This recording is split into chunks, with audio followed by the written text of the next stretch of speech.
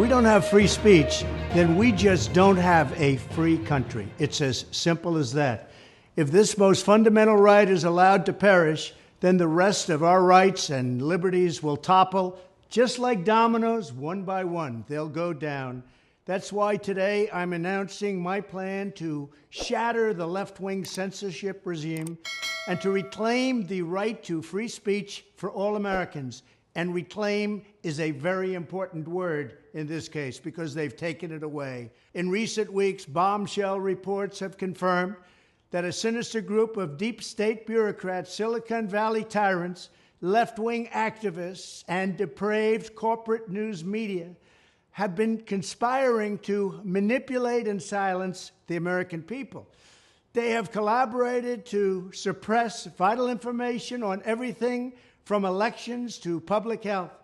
The censorship cartel must be dismantled and destroyed, and it must happen immediately. And here's my plan. First, within hours of my inauguration, I will sign an executive order banning any federal department or agency from colluding with any organization, business, or person to censor, limit, categorize, or impede the lawful speech of American citizens. I will then ban federal money from being used to label domestic speech as mis- or disinformation.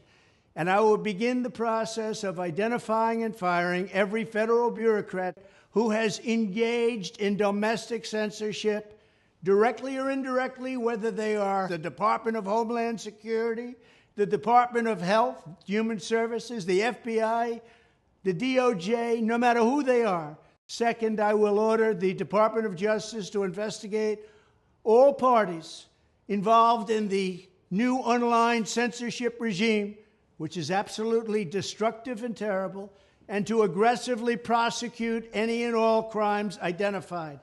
These include possible violations of federal civil rights law, campaign finance laws, federal election law, securities law, and antitrust laws, the Hatch Act, and a host of other potential criminal, civil, regulatory, and constitutional offenses. To assist in these efforts, I am urging House Republicans to immediately send preservation letters, and we have to do this right now, to the Biden administration, the Biden campaign, and every Silicon Valley tech giant, ordering them not to destroy evidence of censorship. Third, upon my inauguration as president, I will ask Congress to send a bill to my desk revising Section 230 to get big online platforms out of censorship business. From now on, digital platforms should only qualify for immunity protection under Section 230 if they meet high standards of neutrality, transparency, fairness, and non-discrimination. We should require these platforms to increase their efforts to take down unlawful content such as child exploitation and promoting terrorism, while dramatically curtailing their power to arbitrarily restrict lawful speech. Fourth, we need to break up the entire toxic censorship industry that has arisen under the false guise of tackling so-called mis- and disinformation. The federal government should immediately stop funding all nonprofits and academic programs that support this authoritarian project. If any U.S. university is discovered to have engaged in censorship activities or election interferences in the past, such as flagging social media content for removal of blacklisting, those universities should lose federal research dollars and federal student loan support for a period of 5 years and maybe more. We should also enact new laws laying out clear criminal penalties for federal bureaucrats who partner with private entities to do an end run around the Constitution and deprive Americans of their First, Fourth, and Fifth Amendment rights. In other words, deprive them of their vote. And once you lose those elections, and once you lose your borders like we have, you no longer have a country.